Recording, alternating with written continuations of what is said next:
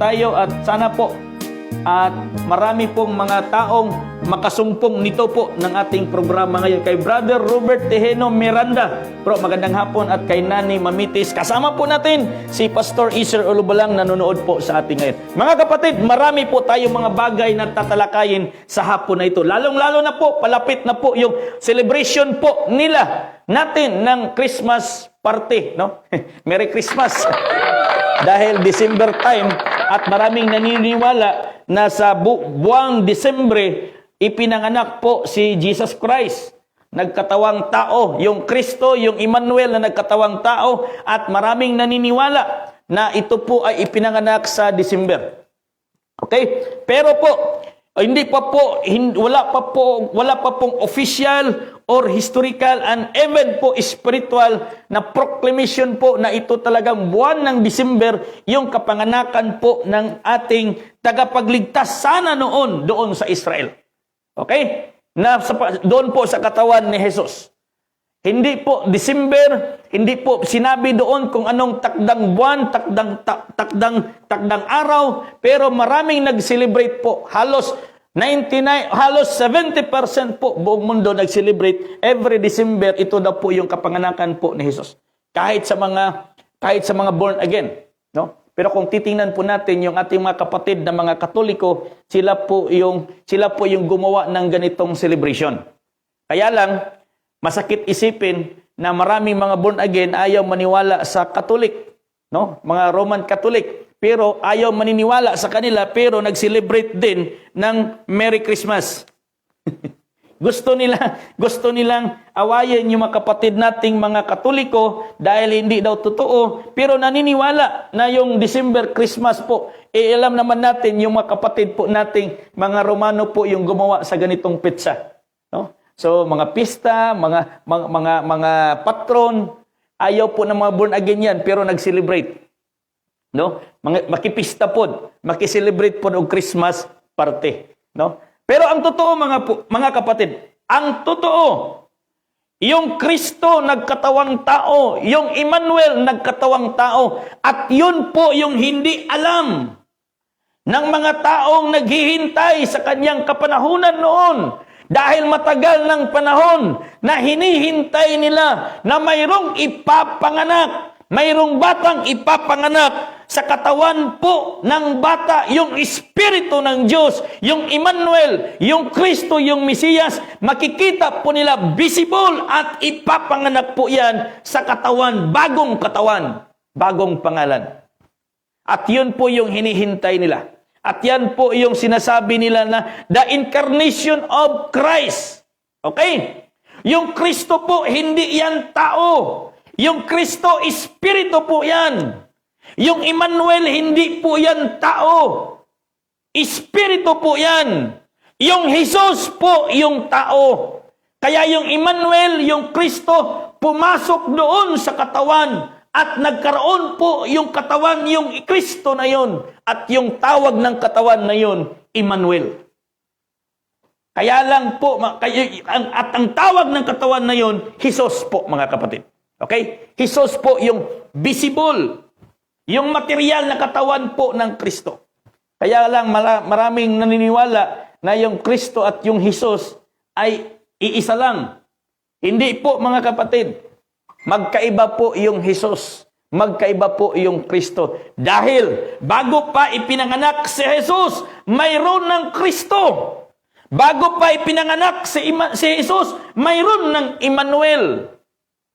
Kaya yung Espiritu nagkatawang tao at yung taong napili ng Diyos na lalagyan, na napasukan na katawan, yung Jesus.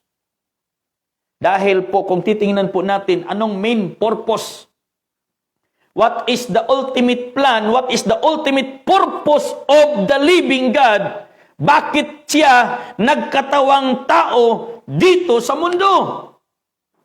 And take note, wala pa tayong kasali doon, ha? Mga Pilipino, Pilipinas, hindi pa tayo kasali sa panahon ni Jesus. Wala pang bansang Pilipinas sa panahon ni Jesus. Kahit sa panahon ni Solomon, wala pang bansang Pilipinas noon. Wala pa po. Huwag tayong maging assuming masyado na yung pagdating ni Jesus doon sa Israel, kasama na tayo, no?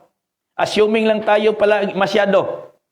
Magandang hapon, no, kay Riri Proseso at kay Brother Jonathan Lagruma Kalunsag. Magandang hapon po sa inyong lahat. So ganito po mga kapatid.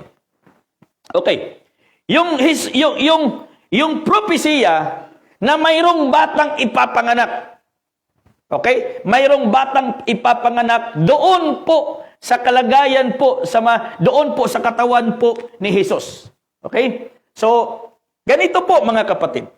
Kaya kung titingnan po natin, bakit po ipapadala ng Ama, bakit ipapadala ng Diyos, bakit siya magkakaroon ng katawang tao? Dahil nung kapanahunan po ni Moses, nung habang po si Moses nandoon po sa may Mount Sinai at binigyan po siya ng batas ng Diyos for 40 days and 40 nights. Yung mga tao po naghihintay doon sa baba, hindi na po sila makapaghintay. Hindi na po sila makapaghintay kay Moses, kaya sinabihan po nila si Aaron, Aaron, maggawa ka ng isang Diyosan, isang mukha ng tao, isang mukha ng baka. Maggawa ka ng estatwa, monumento sa katawang baka upang yun po yung aming sambahin po, mga kapatid.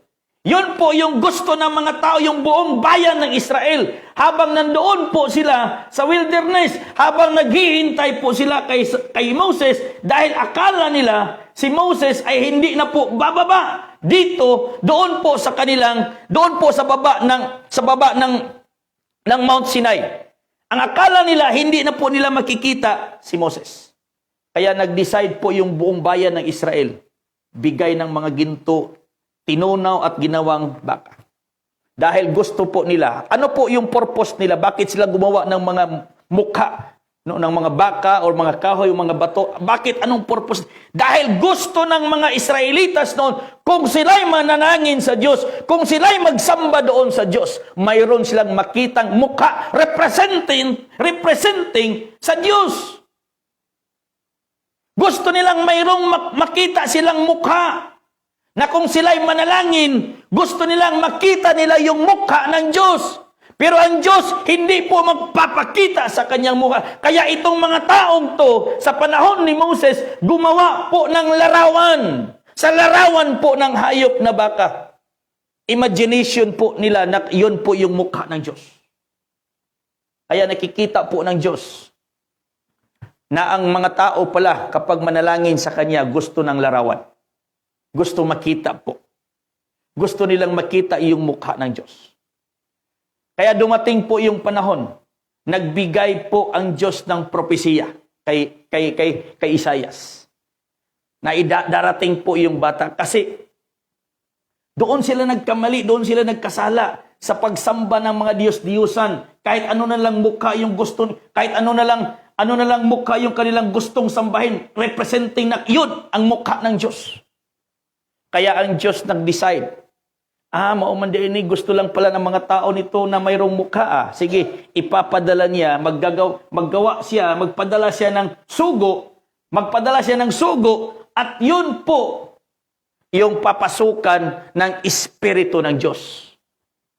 Kaya lang pagdating sa kapanahunan ni Jesus, hindi rin nila matanggap-tanggap na yun na pala yung matagal na nilang hinihintay. Yun na pala yung mukha na gusto nilang makita. Dahil mas gusto rin nila yung magsamba sa mukhang hindi gumalaw. Mayroong kamay, hindi naman makatulong. Mayroong mukha, mayroong bunga, mayroong bibig, hindi naman makapagsalita. Okay? Mayroong tainga, hindi naman makarinig po, mga kapatid. Mayroong tainga, hindi naman makarinig. Mayroong mata, hindi naman makakita. Mayroong bunganga, hindi naman makapagsalita. Kaya useless lang po yung kanilang pagsamba.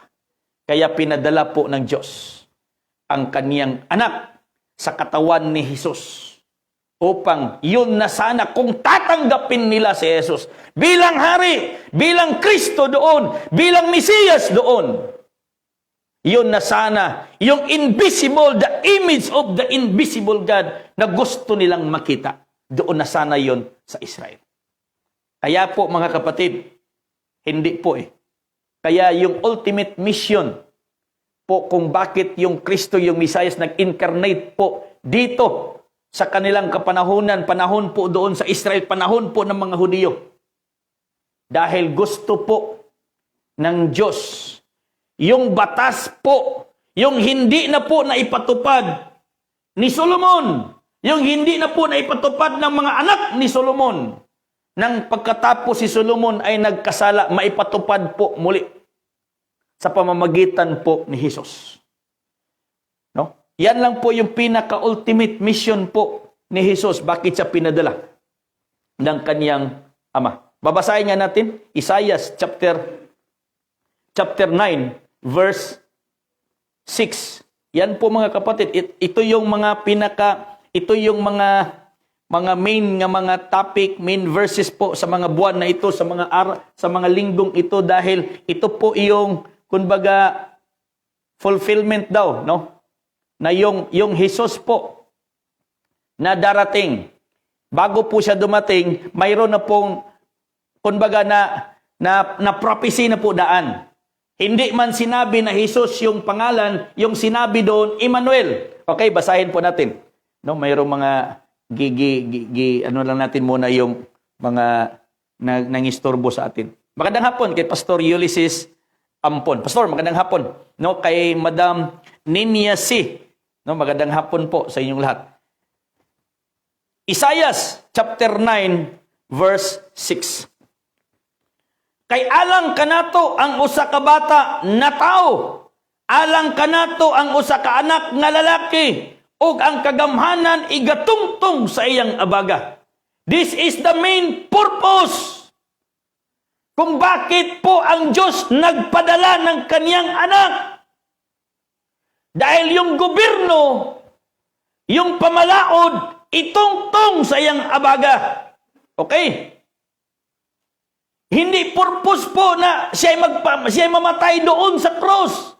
Hindi po yun purpose kung bakit siya ipinadala ng Ama. Ang purpose po na yung batas, yung government, ilagay po sa kanyang shoulder, meaning yung government na divine. Yun po yung purpose. Bakit siya ipinadala ng kanyang Ama? Ito po, basahin natin sa Tagalog. Sapagkat sa atin ay ipinanganak ang isang bata, sa atin ay ibinigay ang isang anak na lalaki, at ang pamamahala ay maatang sa kaniyang balikat. The main purpose, bakit yung bata ipinadala? To restore that divine government. Nung nawala sa panahon nang nagkasala si Solomon, yung gobyerno sa panahon po ni David at sa panahon ni Solomon. Yun po yung purpose na yun. Hindi po na purpose na mamatay siya doon sa cross. Ang purpose to restore the divine government of Israel. Iyon ang purpose. Not to die on the cross. Hindi po ibig sabihin na yung dugo niya doon sa cross naglimpyo sa imong sala. Tayo mga Pilipino, hindi po yun ang purpose. No? Yung purpose, bakit pinadala ng Diyos, ng Ama ang kanyang anak upang ibalik yung sistema ng gobyerno sa panahon ni David, sa panahon ni Solomon. Dahil yung gobyerno na yun po yung gobyerno, dahil yung hari na yun, sinusunod yung kalooban ng Diyos.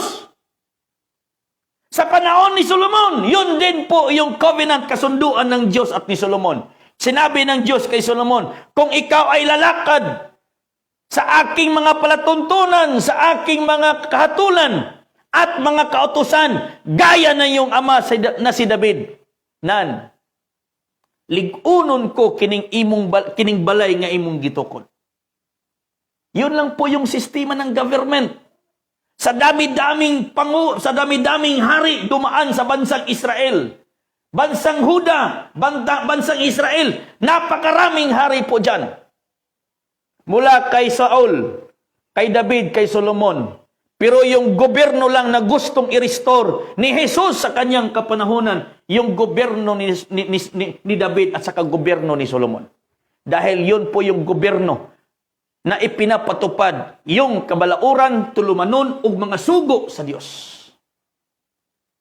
Hindi niya purpose na patayin doon sa cross. Kaya po, ipinadala po ng Diyos ang kaniyang anak. Okay? Ipinadala po ang kaniyang anak. Dahil yun po, yung kagamhanan, igatungtong sa iyang abaga, meaning, yung buong responsibilidad ng bansang Israel na manumbalik sa Diyos, sa pananampalataya sa Diyos, sa paniniwala sa batas ng Diyos.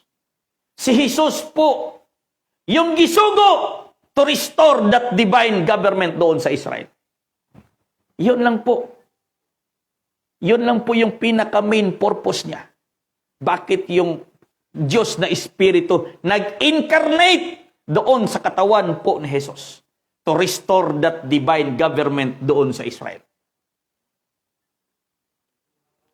Kung nagawa niya, kung na-restore niya yung divino gobyerno sa Israel, bibigyan siya ng pangalan at tatawagin siyang counselor. Okay? Tatawagin siyang kamangha-mangha, tagapagpayo, makapangyarihang Diyos, walang hanggang Ama, Pangulo ng kapayapaan. Kung si Jesus tinanggap doon na Kristo, na Emmanuel, na yun na sana yung mukha ng Diyos na hindi makikita, si Jesus na yun. Yun po, ma-restore yung divino gobyerno at doon po mag-umpisa yung buhay na walang hanggan sa kanyang kapanahunan. Ganon po mga kapatid, yung mission niya. Okay? Huwag tayong assuming na namatay si Jesus sa cross para nimo o para nako. No! Yung kamatayan niya sa cross, that is a curse. That is not victory, but that is the curse po mga kapatid. Instead na yung buong bayan ng Israel ang papatayin ng Diyos.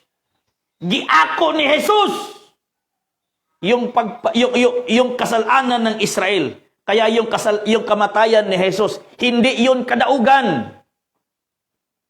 Hindi yun kadaugan ng buong sanlibutan. Lalong-lalo na tayong mga Pilipino. Wala tayong kinalaman doon. Dahil namatay si Jesus, kabayaran ng kasalanan ng buong bansang Israel. Dahil kahit na si Jesus, yun na po yung mukha ng Diyos Ama na hindi makikita, hindi pa rin nila matanggap. Balik na rin din sila doon sa ribulto nga pagsamba. No? Kaya pinadala ng Diyos ang iyang anak para makita mo, visible ba? No? Kung titingnan natin, He is the image of the invisible God. Sino yun? Yung tinutukoy ni Pablo. Basahin nga natin, Colossus chapter 1. Chapter 1 verse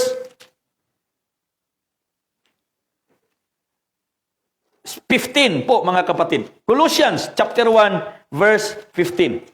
No? Basahin natin dito. 1 versikulo 15. Who is the image of the invisible God, the firstborn of every creatures. Itong tinutukoy ni Jesus, itong tinutukoy ni Pablo, si Jesus po ito.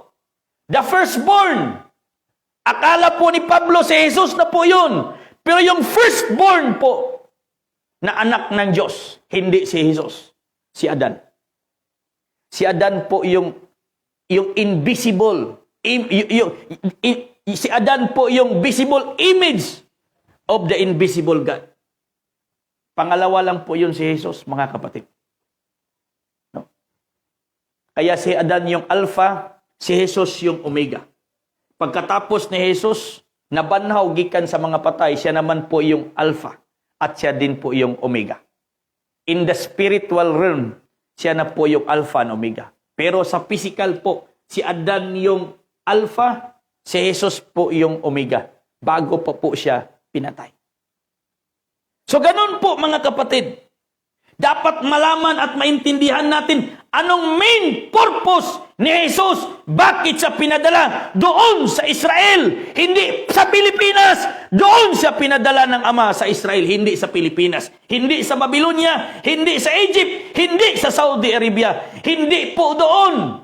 Sa iba't ibang bansa, kahit sa Syria. Pinadala si Jesus doon lang sa Israel. Hindi kasali yung Pilipinas. Hindi kasali yung Amerika. Hindi kasali yung iba't ibang bansa.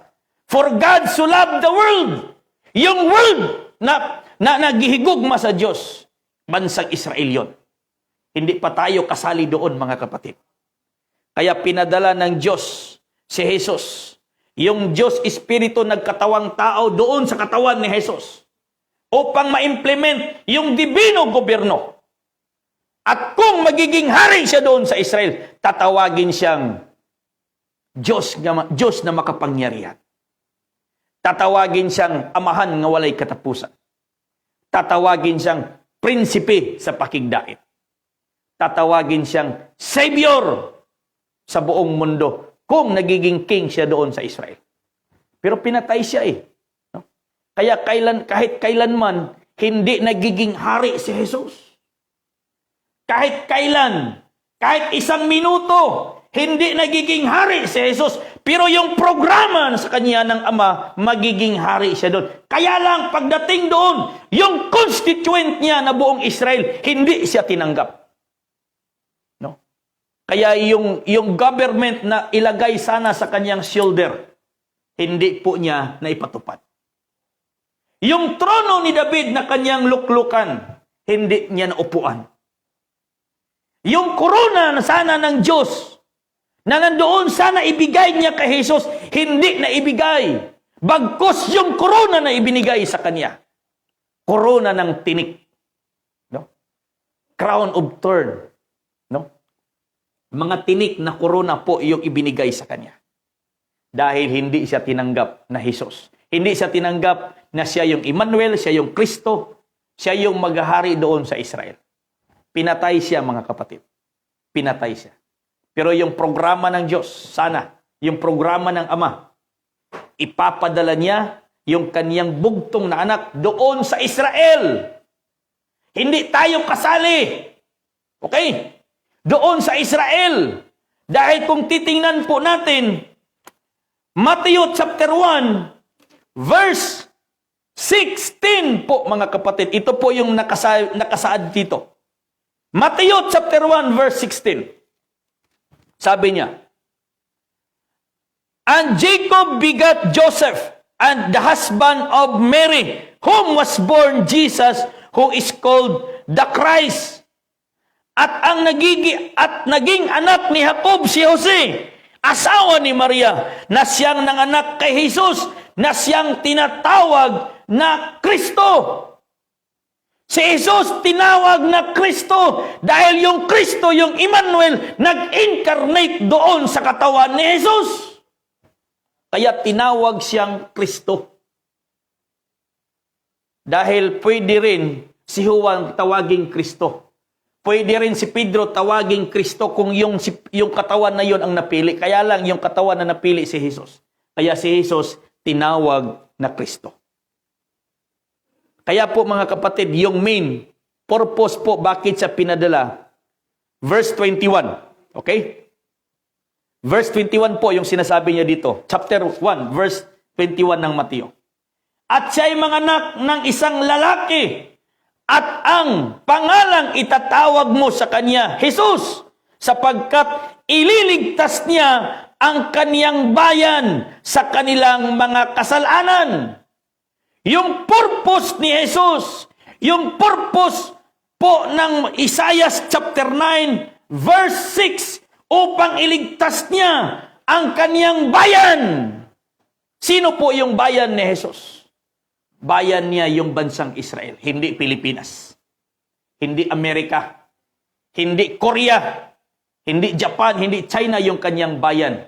Israel ang kanyang bayan. Israel ang dapat niyang iligtas. Kung tatanggapin nila siya na magiging Kristo nila doon sa Israel. Wala tayong kasali doon, mga kapatid. Wala tayong kasali doon. Maniwala kahit sa hindi. Wala tayong kasali doon. No? Hindi ka kasali doon. Huwag tayong maging assuming masyado. Pinadala ng Diyos Ama ang kanyang anak doon sa Israel. Israel lang. Exclusive lang sa Israel si Jesus. Sa Israel lang siya pinadala. Hindi kasali yung Babylonia, hindi kasali yung Syria, hindi kasali yung Arabia, hindi kasali yung Ehipto. Sa Israel lang pinadala upang i-restore ni Jesus yung divino gobyerno ng Israel. Nung gobyerno sa panahon ni David, sa panahon ni Solomon. Kaya kung nagiging hari siya, kung tinanggap siya na siya yung Mesiyas at Kristo, tatawagin siyang Diyos na makapangyarihan. Ama, no? Diyos na makapangyarihan, amahan nga walay katapusan. And then, prinsipe sa pakigdait, prinsipe ng kapayapaan. Yun po yung kanyang victory kung nagiging hari siya doon. Kaya wag tayong maging assuming na si Jesus ay King of all kings dahil kahit kailan hindi siya nagkahari doon sa Israel. Kung mayroong hari, totoong hari, yung Diyos Ama, yung Diyos Espiritu, yun po yung makapangyarihan sa lahat. Hari ng langit at lupa, maging sa buong sanlibutan, maging sa buong kalawakan, yung Diyos na makapangyarihan. Yun po yung hari ng mga hari, hindi si Jesus. Dahil pagdating po doon sa Revelation, sa pinadayag, hindi na po Jesus yung sinasabi ng King of all kings. Kristo po yung sinasabi ng King of all kings. Dahil yan po yung titulo. King of all kings ni Kristo. Kaya si Kristo hahanap na naman ng bagong katawan. Kung sinong katawan na kanyang papasukan at yung katawan na yun makapagpatupad ng divino gobyerno doon sana sa Israel. Kaya lang, nandito na sa Pilipinas, yun ang tatawaging King of all kings. Hindi na Jesus yung King of all kings. Hindi Jesus po, mga kapatid. Kaya yung celebration po nating Christmas, useless lang po yun. Dahil hindi gani kinikilala ng Israel yung kanyang pagkatao doon sa pasungan sa baka, pasungan sa mga karniro. No? Hindi nga kinikilala nila doon na yun na sana yung kanilang tagapagligtas. Tayo kinikilala natin dahil mababasa na natin sa Biblia. Pero hindi tayo yung tinumbok dyan. Igo na lang ta nagbasa sa istorya. Mayroon talagang ating sariling kaligtasan. At yung kaligtasan po natin, kung ma-implement na po dito yung divino gobyerno ng bansang Pilipinas, yun ang ating kaligtasan. Yun po, mga kapatid. Kaya kahit ilang bisis mo pang tanggapin si Jesus na yung tagapagligtas, kung hindi ka rin maniniwala sa kanyang mga, basahin natin, Mateo, chapter, para nagugong. Ilo po. Chapter 6, verse 24. Ito po yung pagkasabi ni Jesus dito. No? Kasi daming tumatawag eh. Sabi niya, sino may hindi, chapter 7, verse 24. Kaya't ang bawat dumirinig ng aking salitang ito at ginaganap ay matulad sa isang taong matalino na itinayo ang kaniyang bahay sa ibabaw ng bato. Maraming naniniwala na si Jesus yung tagapagligtas. Pero hindi sumusunod sa kanyang mga salita. Maraming naniniwala na si Jesus tagapagligtas sa buong bansa, maging sa buong mundo, pero hindi marunong sumunod sa kanyang salita. Anong sinasabi ni Jesus dito? Therefore, whosoever heard these sayings of mine, and obey and do with them, I will like unto him a wise man, which built his house upon the rock. Kung sino po yung marunong sumunod sa kanyang salita, siya ay magagaya sa isang tao na nagpatayo ng kanyang bahay sa ibabaw ng bato. Yun po yung mga taong naniniwala sa salita ni Jesus. Anong salita ni Jesus? Okay? ang gingharian, yung kaharian ng Diyos kukunin sa inyo at ibibigay doon sa ibang bansa. Kayong mga naniniwala na si Jesus yung tagapagligtas, maniniwala ba kayo sa kanyang salita na yan? Na yung kaharian ikinuha niya at ibinigay doon sa ibang bansa? Pinaniniwalaan niyo ba yan? Na yun po yung sinasabi ni Jesus. No? Na yan po yung sinasabi ni Jesus po, mga kapatid. Busa sultihan ko kamo nga ang gingharian pagakuhaon, ang gingharian sa Dios pagakuhaon gikan kaninyo o gigahatag ngadto sa kanasod. Yan po yung salita ni Jesus. Ikaw ngayon na tumanggap kay Jesus as your Savior and Lord, naniniwala ka ba dyan na yung kaharian ng Diyos kinuha niya at inilipat doon sa ibang bansa? Kung naniniwala ka niyan, mapalad ka. Pero kung naniwala kang kay Jesus at na tagapagligtas mo, tapos hindi ka marunong umunawa sa kanyang salita, you are nothing. Useless yung pananampalataya mo. Unsa man ang imuhang example ni Jesus din eh. Ang bawat dumirinig ng aking mga salitang ito at hindi ginaganap ay matutulad sa isang taong mangmang na itinayo ang kanyang bahay sa buhanginan. Nakarinig ka ng salita ni Jesus, pero hindi ka marunong umunawa. You are mangmang, sabi niya. Naniniwala ka pa na si Jesus yung tagapagligtas mo, tapos ayaw mong sundin yung kanyang salita. Sabi ni Jesus, you are mangmang. No? Sabi niya dito, 26, everyone that heareth these sayings of mine, and do it not them, shall be like unto a foolish man, which built his house upon the sand.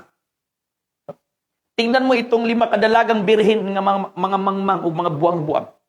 Na ay mga lamparahan, pero walay reserba nga lana. Dili kasugakod ang ilang suga pag abot sa pamanhunon. Mga danghag.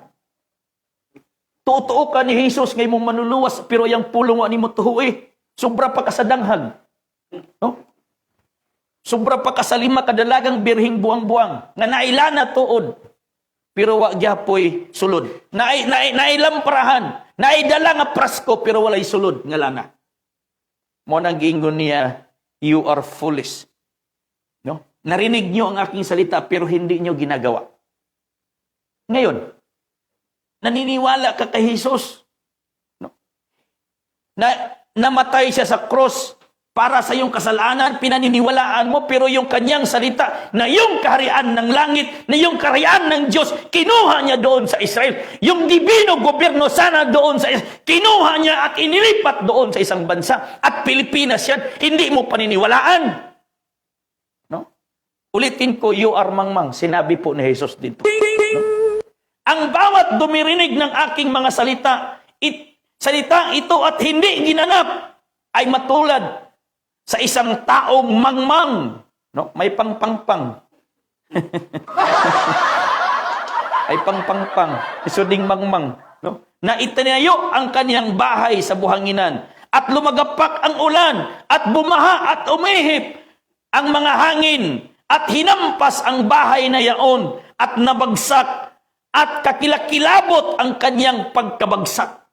No? Kakilakilabot yung kaniyang pagkabagsak.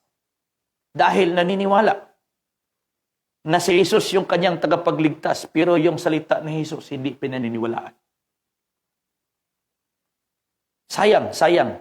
Puslan man nga nangalagad ka sa Ginoo, lubos-lubusin mo na lang sana. Hanapin mo yung totoong katotohanan. Huwag yung, kaya ni mga lagad ko, basta gidawat na nako si Jesus nga ako manluluwas. Uroy, mo ba rin ay plano sa Ginoo?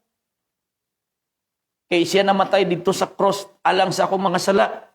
Pag sure ba? Imuhang sala iyang gibayran dito sa cross. Sala sa Israel ang iyang gibayran dito sa cross. Dili ato ang sala. Iya sala sa bansang Israel. Yung binayaran niya doon. Instead na yung na buong bayan ng Israel yung papatay ng Diyos. Si Jesus ang nagdupa.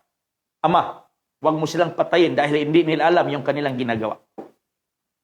Ako na lang yung papatayin mo. So yung kamatayan ni Jesus, hindi iyon kadaugan. Tunglo yun.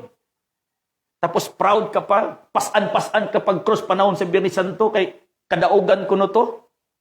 Hindi yun po mga kapatid. Yung kamatayan ni Jesus sa cross, cursed. Hindi yun kadaugan.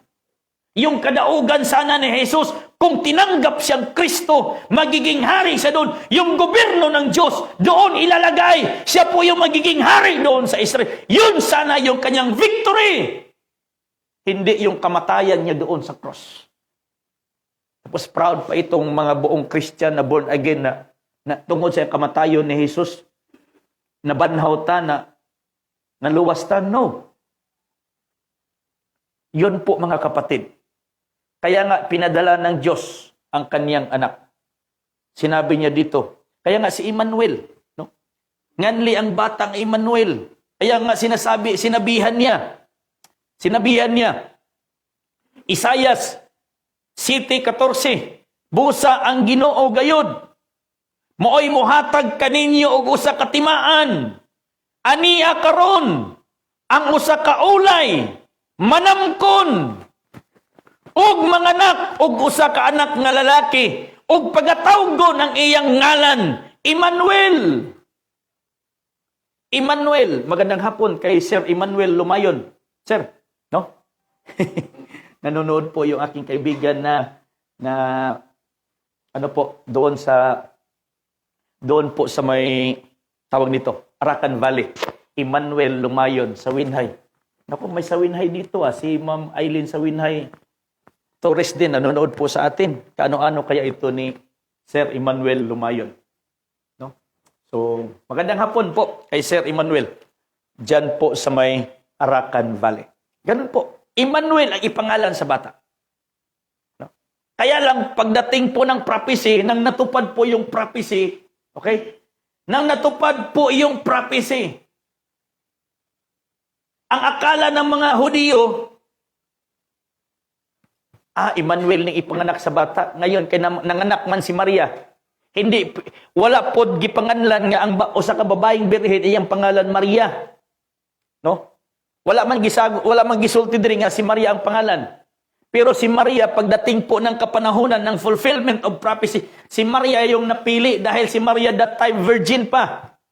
No? Meaning, hindi pa nagalaw ba? Wala pa kining bahid.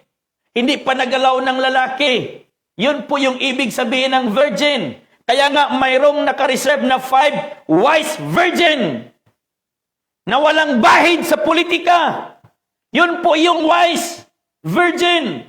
Yun po yun si Maria. Virgin po yun. Hindi pa nagalaw ng lalaki.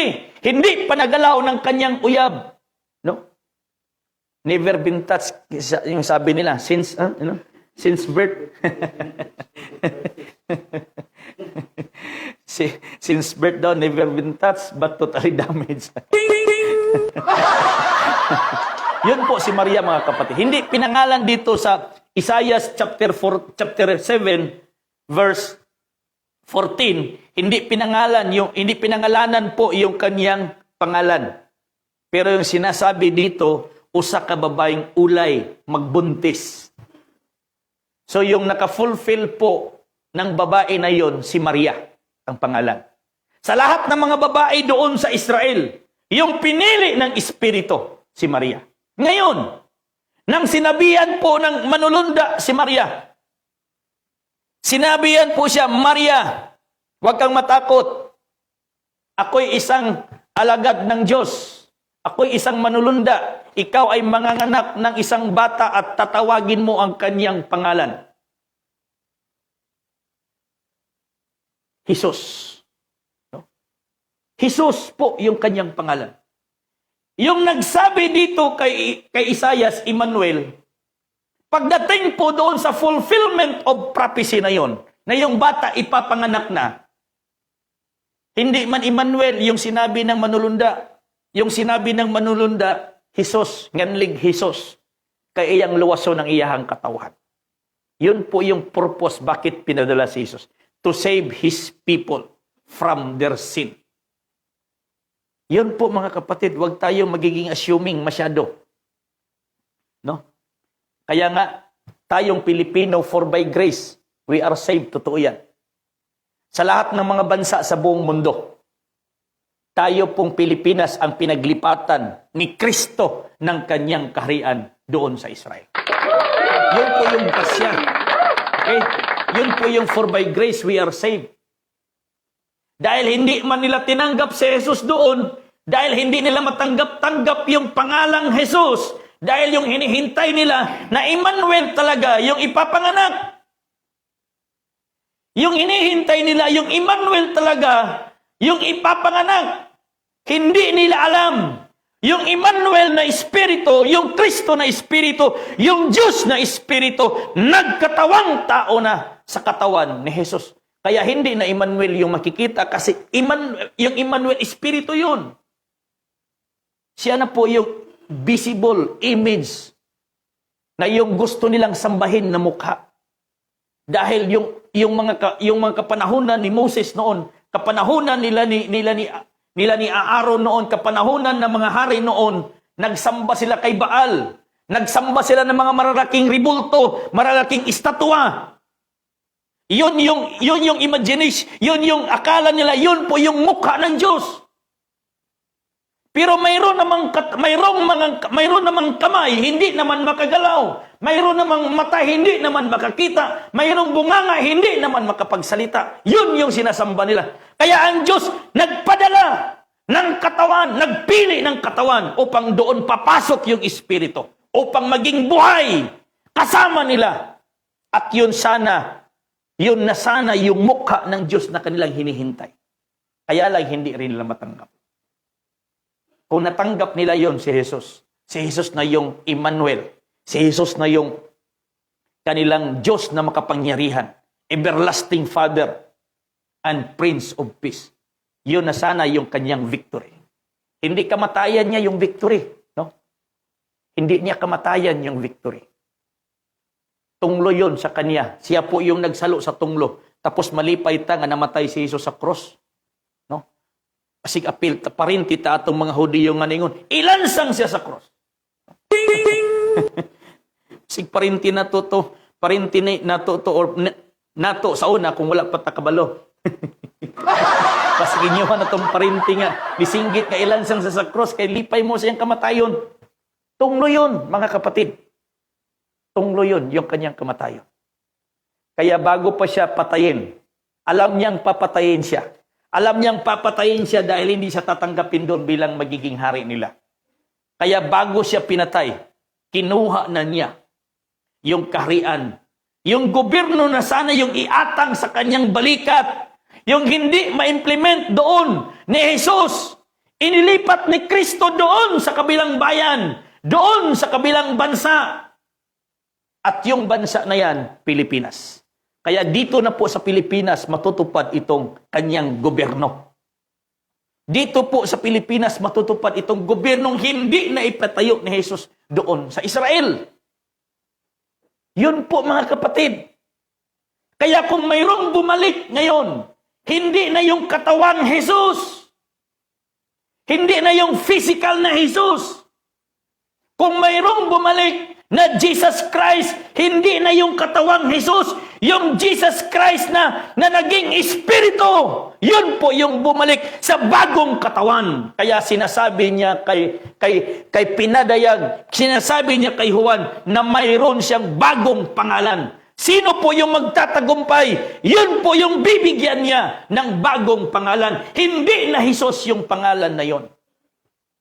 Mayroon na po siyang bagong katawagan. Kaya nga si Emmanuel, nang dumating po yung propesiya, natupad yung propesiya, si Emmanuel mayroon siyang bagong pangalan. Ano po yung bagong pangalan niya? Jesus. Kaya hinihintay ng mga tao noon na darating si Emmanuel. Nang dumating si Jesus, hindi nila matanggap-tanggap dahil si Emmanuel yung kanilang hinahanap. Ngayon, buong mundo naghihintay kay Jesus.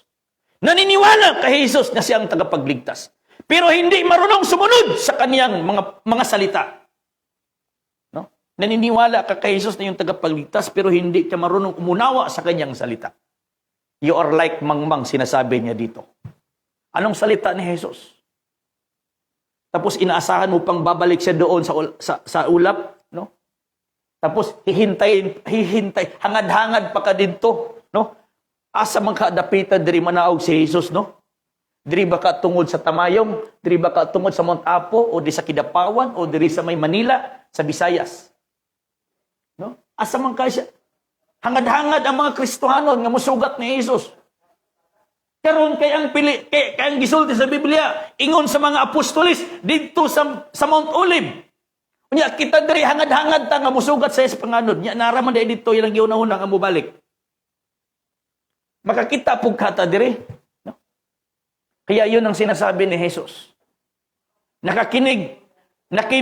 Narinig yung aking mga salita pero hindi ginagawa, they are like mangmang. Sinasabi niya dito. Ulitin ko. Matthew chapter 7 verse 26. At ang bawat dumirinig ng aking mga salitang ito at hindi ginanap ay natutulad sa isang taong mangmang na itinayo ang kaniyang bahay sa buhanginan. Pero kung ikaw ay naniniwala kay Jesus at sinusunod mo ang kaniyang salita, ikaw ay matalino. Kaya't ang bawat dumirinig ng aking mga salitang ito at ginanap ay matutulad sa isang taong matalino na itinayo ang kanyang bahay sa ibabaw ng bato. Kaya nga sinasabi niya kay Pedro, Pedro, upon this rock I will build my church. Sa ibabaw ni ining bato, itatayo ko ang aking iglesia. Ang Israel hindi bato. Ang Israel hindi bato. Ang Pilipinas ang bato. Anong Pilipinas na bato? Perlas ng silanganan. Hindi ang Israel ang bato. Di are pusong bato ang Israel. Pero ang Pilipinas ang totoong bato. Perlas ng silanganan. Precious stone po ang Pilipinas. Kaya sinasabi niya dito, sa ibabaw ni ining batuha, pagatukuron ko ang akong iglesia. Kaya dito po sa Pilipinas, maitatayo po yung kaharian ng Diyos. Hindi na po Israel. Dito na po yan sa Pilipinas. Dahil ang Pilipinas, we are the precious stone in the sight of God. Nagtuo po siguro ng mga born-again Pilipino nga nasa Israel gihapon mo na mga to na lang Israel. No? Pag-abot dito, tawag kang imbis turista, tawag na hinong kang terorista. No? Assuming kayo nga moadto dito sa Israel, kaya na daw dito ang si Kristo mo balik sa Mount Olives. Unya, kung tutuusin natin, kung si Jesus ay bababa talaga doon, okay? Kung tutuusin natin, kung si Jesus ay bababa talaga doon, makikilala kaya natin? Makikilala kaya nyo kung yung bumaba doon si Jesus, may selfie ba kayo, may picture ba kayo sa mga apostoles noon at saka ni Jesus? Almost 2,000 years ago, may selfie ba kayong picture na kapag bababa na siya ngayon, yung mukha na yun, the same pa rin na mukha ngayon? No? Ngayon, kung mayroong magbaba doon, nagparachute, niya, dito nitugpa niya, mao na gina ito, ni isa kailang parachute ba? Di gihapon madawat. Kahit yun na, yung totoo, si Jesus bumaba, nagsakay lang ng parachute. Kasi yun ang kala nila, na doon siya lumipad, doon din siya bababa. Ngayon, kung gagamit siya ng parachute, gihulog sa aeroplano ba, gikan sa taas, tungtong siya dito sa Mount Olive. Niya mo na gito tinuod. Dawaton, mutuo pa ba kaning mga born again? No? Mutuo pa ba kaning, di gihapon tuhuan. Kaya nga naman, batanon man eh. Batanon man eh, unya. Tigulang naman yung nibalik. 70 anyos naman yung nibalik. 80 anyos naman yung nibalik. No? 90 years old naman ito. Hindi ito so Jesus. No? Hindi ito. Kahit yun na yung totoo, hindi rin matanggap. Dahil hindi tiningnan, hindi inaral yung kanyang salita. Like mangmang. No? Kaya nga, may paning. Kaya darating na, tapos na yung role ng mga mangmang. No? Tapos na yung role ng mga mangmang, mga kapatid. Matatapos na by 2022, matatapos na yung role ng mga foolishness. Yung mga foolish leader. No? Mga full ba, nag-fully. Fully pangatik sa mga tao. Kung ako inyong butuhon, akong himuon kining atong syudad, nga pinaka class nga syudad. No? Kung ako inyohang butuhan, atong tulayan, kining lugaran ni, atong simintuhan, kining yung dalan, fully lang pud taon, o kining saad. Ano? Foolishness. Foolish. Fully. Ito po yung sinasabi niya. Basahin nga natin. Mateo chapter 25. Yung 10 virgins, ha? Kung magkagayon, ay magkakatulad ang kaharian ng langit ng 10 dalaga na kinuha ang kanilang mga ilawan at nagsilabas upang salubungin ang kasintahang lalaki. At ang 5 sa kanila'y mga mangmang at ang 5 ay matatalino. Yun pala. Mga mangmang. No? Ano yung sinasabi ni Jesus dito sa mangmang? Description niya ng mga mangmang. Basahin natin ulit. Mateo chapter 7 verse 26. Ano yung description ni Jesus dito sa mga mangmang? Sabi niya, at ang bawat dumirinig ng aking mga salitang ito at hindi ginanap ay matutulad sa isang taong mangmang. And everyone that heareth these sayings of mine, and doeth them not, shall be likened unto a foolish man which built his house upon the sand. Dito naman po sa 10 virgins, sinabi po niya, they that were foolish took their lamps and took no oil with them. Mayroon silang lamparahan, pero wala namang langis. Na ay sudlanan, na ay suga, pero wa man po'y lana. Saan pagsiga? Di buang-buang. No?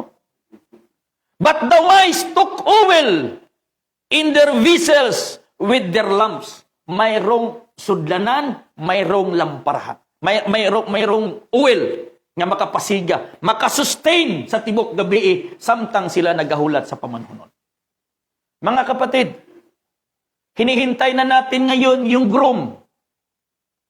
Yung groom na Kristo, hinihintay natin ngayon. Yung groom na Emmanuel, hinihintay natin ngayon. Yung groom na Espiritu ng katotohanan, hinihintay natin ngayon na papasok sa bagong katawan at bagong pangalan. At yan po yung makapagtatayo ng templo ng Diyos dito sa bansang Pilipinas.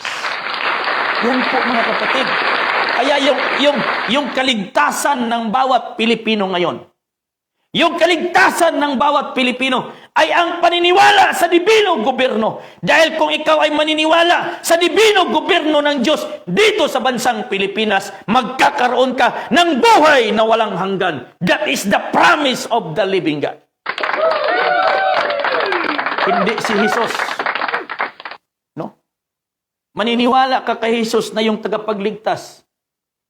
Hindi everlasting life yung inaasahan, hinihintay mo. Kasi sabihin po ng pastor, okay lang na igsoon, bahalag, kuhaon ta sa Ginoo, no? Dili ta mahadlok sa makapatay sa tong lawas. Pero dili makalaglag sa tong kalag. Pero kahadlukan na to ang Diyos nga makalaglag sa tong lawas o kalag dito sa impyerno. Kaya kahit daw mamatay itong physical body natin, basta mayroon na tayong assurance ng ating pananampalataya at tinanggap natin si Jesus sa ating puso, magkakaroon tayo ng buhay na walang hanggan. Ulog-ulog. Dadaan muna sa kamatayan bago makamtan yung buhay na walang hanggan. Hindi yan ang proseso ni Jesus. Kaya dapat makinig kayo kung anong sinalita ni Jesus. Sinabi ni Jesus sa isang binata, sa isang batang ubod ng yaman, kung gusto ka ng everlasting life, bantayan mo yung mga utos ayaw pagpatay, ayaw pagpangawat, ayaw pagsaksig, baka tumahod ka sa imong amahan o ginahan. Kautusan ang sundin upang makamtan mo yung everlasting life. Yun ang sinabi ni Jesus. Kaya, maniwala ka ni Jesus nga yung tagapagligtas tapos ayaw mong sundin yung kanyang salita. Useless yung pananampalataya mo sa kanya. Hindi ka rin marunong makinig sa kanyang salita. Yun po yung nangyari kay Adan at saka kay Eva. Naniwala si Adan at si Eva sa Diyos na may likha ng langit at lupa pero hindi nila pinakinggan yung salita ng Diyos. Na yung salita ng Diyos, sinabi niya, Adan, pwede ka mukaon sa bunga sa kahoy nga nagsulti sa maayog sa dautan, pero never ka touch, muhikap sa bunga sa kahoy. Pwede kang mukaon sa bunga sa kahoy nga naa sa taliwala sa tanaman, pero never ka touch, mukaon, muhikap sa bunga sa kahoy nga nagsulti sa maayog sa dautan. Naniniwala si Adan sa Diyos at si Eva sa Diyos na may likha ng langit at lupa. Pero hindi sila naniniwala sa kaniyang salita. Ganon din po yung nangyayari ngayon. Maraming nag-assume na si Jesus yung kanilang tagapagligtas. Pero hindi marunong makinig sa kanyang salita. Ang salita ni Jesus. Yung kaharian ng Diyos, kinuha sa Israel. Ibinigay doon sa isang bansa. Ngayon, pupunta ka pa ba ng Israel? Magbalik Hebreo ka pa? Magbalik usang balik diha. Ano magbalik Hebreo ka ngano man dito day kagikan? Kay mobalik ka dito. Wala po mga kapatid. Nandito na sa Pilipinas. Nandito ang Diyos sa Pilipinas. Nandito ang Kristo sa Pilipinas. Kaya dito itatayo ng Diyos ang kanyang divino gobyerno. Ayon po sa Isaiah chapter 9 verse 6, yung divine government, yung divino gobyerno, sana na i-restore ni Jesus doon sa Israel. Dito niya i-restore sa bansang Pilipinas. Yun ang purpose bakit yung Kristo, yung Mesiyas, nag-incarnate sa bagong katawan, sa katawan ni Jesus, upang ma-implement muli yung divino gobyerno ng Diyos doon sa Israel. Ngayon, mag-incarnate ba muli yung Kristo? Yes. Mag-reincarnate. No? Yung Mesiyas, yung Emmanuel, nag-incarnate doon sa katawan ni Jesus. Ngayon, si Jesus tinatawag siyang Kristo. Yung babalik ngayon, hindi yung Jesus na buhay doon, hindi yung Jesus na pisikal doon sa Israel. Yung babalik ngayon, yung Jesus Christ na Espiritu, yun po yung mag-reincarnate sa bagong katawan, bagong pangalan, bagong generation. Mag-reincarnate. Dahil tapos na po siya nag-incarnate doon sa katawan ni Jesus. Ngayon mag-reincarnate siya. Yung Hesus Kristo na hinihintay natin, hindi na yung physical. Yun na po yung Spirit of Truth, Espiritu na ng katotohanan. Yan po yung hinihintay, yan po yung hinihintay po nating groom. Yung Jesus Christ na nandoon sa Israel, yan po yung groom, yan po yung hahanap ng katawan kung sino po yung katawan na kanyang papasukan. At yung katawan na yun ay tatawaging spiritual wonder boy. Hindi po sa pamamagitan ng mga dokumento. Yun po mga kapatid, kasimple lang. Kasimple lang yung proseso. Kaya tapos na po yung role ng mga mangmang. Huwag na tayong magpakamangmang.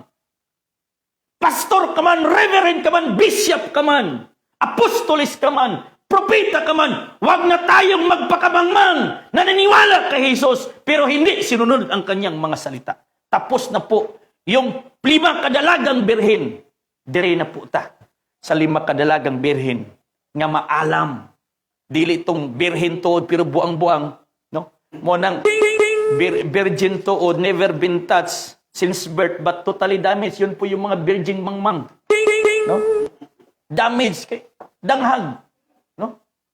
Wala to, oy, ingon tong babae, wala mong koy bana. Oy, tinuod lagi, wala kay bana, pero naman kay napuyo-puyo nga 5. Oh.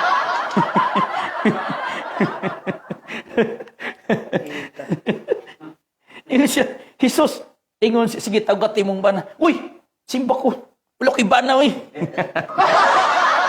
Simba ko, uy. Dalaga pa man ko, wala mong kay bana.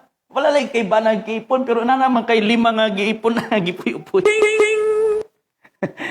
Never been touched. No? Pero totally damaged. Ganun po mga kapatid. Pero yung si Maria, yun talaga, yung wise virgin, hindi nagalaw. Kaya doon pumasok yung Espiritu at nagkatawang tao.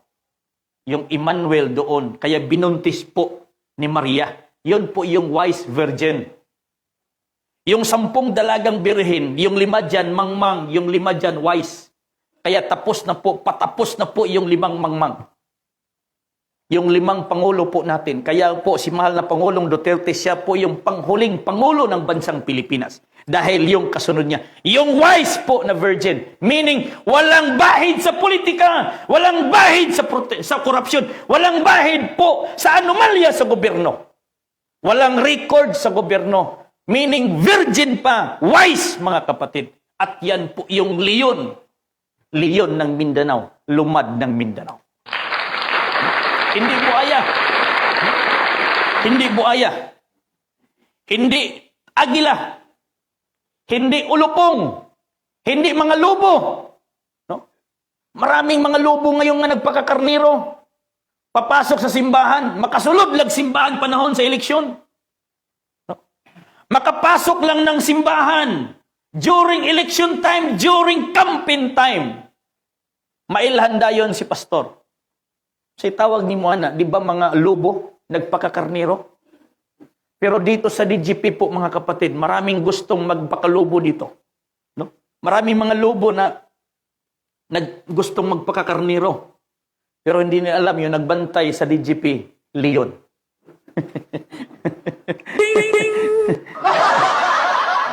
Pasok ang mga bitin, no? Sa DGP, pasok ang mga bitin, pasok ang mga binaw, pasok ang mga buhaya, pasok ang mga kining mga ulupong gipasulod. Karon kay ang nagbantay Leon, no? Hadlok dayon. Meaning unsay buot pasabot. Torno na ito na mga wise. Kaya nga sinasabi ni Jesus, be wise like a serpent and be humble like a dove. And be bold like a lion. Magpaka-wise ka like a serpent. Magpaka-humble ka like a dove. Magpakatatag ka, magpakatapang ka, kasing tapang ng leon. Hindi kasing tapang ng itoy, no? Kaya yung aso namin yan, yung DGP, yung pangalan, napakatapang. Kung hindi niya magustuhan, aw-aw niya tan. Yun po, dahil matapang po yung espiritu na ngayon. Ito na po yung maniwala kayo sa hindi. Bago dumating yung 2022, maraming malalagas po na mga hindi naniniwala sa salita ng Diyos. Kahit naniwala ka pa kay Jesus, kahit tawagin mo pa si Jesus na yung tagapagligtas, pero kung hindi ka maniniwala sa kanyang salita, wala. Kaya nga basahin nga natin dito sa Lucas. Lucas chapter 6, verse 46 po mga kapatid. Ito po yung sinasabi niya. Sinabi niya, at bakit tinatawag ninyo ako, Panginoon, Panginoon, at di ninyo ginagawa ang mga bagay na aking sinasabi? Ang bawat lumapit sa akin at pinakikinggan ang aking mga salita at ginawa at itituro ko sa inyo kung sino ang katulad. Siya'y tulad ng isang taong nagtatayo ng bahay na humukay at pinakailalim at inilagay ang patibayan sa bato, at nang dumating ang isang baha, ay hinampas ng agos ang bahay na yaon at hindi nakilos sapagkat natitirik na mabuti. Dapat wat, ang dumirinig at hindi ginagawa ay tulad ng isang tao na nagtayo ng bahay sa lupa na walang patibayan, laban sa yaon ay hinampas ng agos at pagdakay nagiba at malaki ang naging kasiraan ng bahay na yaon. No? Sige kag tawag ni Jesus, Jesus, no? Ngay mong manuluwas unya, wala day na tarong og pundar ang imong pagtuo. Wala day natisok ang imong haligi. Sige kag tawag ni Jesus, Jesus, Jesus. Sa ingon ni Jesus, dili tanan magatawag ka nako Ginoo, Ginoo makasulod sa kingharian. Kadto lamang mubuhat sa kabubuton sa akong Ama. Yun ang tinatawag niyang mga bright, mga matatalino. Yun ang tinatawag niyang mga buutan. No? Pero itong mga tumatawag sa pangalan ni Jesus, tapos hindi ginagawa yung kanyang salita, no? Sorry sa term na sinasabi dito, ginamit niya, mga mangmang. Kaya tapos na po yung role ng mangmang. 2022, divine government. 2022, divine government. Kaya dili na ta magpakahungog, mga kapatid. Dili na ta magpailad ba sa mga politiko. Ilaron na ta. No? Ilaron na ta. No? May parehagog bata. No? Every Pasko, mingon ang bata, Ninong, amin ko Ninong. Amin ko Ninong, ingon din tong Ninong, oh anak, kaawaan ka ng G's. 10 pesos. Imbis anak, kaawaan ka ng Diyos. Anak, kaawaan ka ng Diyos. Oh anak, ito, kaawaan ka ng G's. 10 pesos. para lang mayroong maibigay, 10 pesos. Amen ko, bless ako Ninong. Ito anak, kaawaan ka ng G's. No? Hindi na Diyos. Kaawaan ka na ng G's. No? Meaning, may kapalit na pera. May kapalit na pera. Kaya maraming mga taong sumusunod sa daan ng mga politiko ngayon. Maniwala kayo sa hindi, maraming malalagas.